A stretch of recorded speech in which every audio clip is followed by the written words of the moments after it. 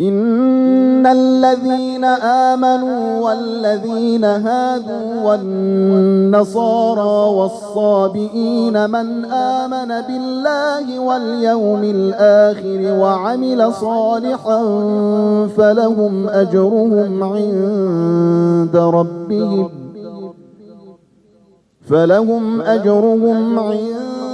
ربهم ولا خوف عليهم ولا هم يحزنون.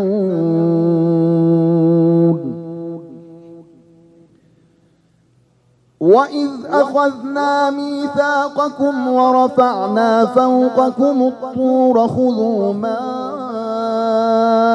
آتيناكم بقوة واذكروا ما فيه لعلكم تتقون. ثم توليتم من بعد ذلك فلولا فضل الله عليكم ورحمته لكنتم من الخاسرين. ولقد علمتم الذين اعتدوا منكم في السبت فقلنا لهم كونوا قردة خاسئين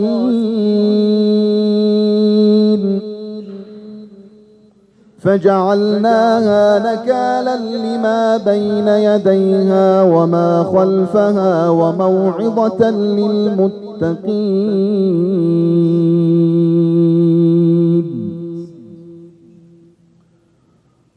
أعوذ بالله من الشيطان الرجيم. وإذ قال موسى لقومه إن الله يأمركم أن تذبحوا بقرة قالوا أتتخذنا هزوا قال أعوذ بالله أن أكون من الجاهلين. قالوا ادع لنا ربك يبين لنا ما هي قال إنه يقول إنها بقرة لا فارض ولا بكر عوان بين ذلك فافعلوا ما تؤمرون.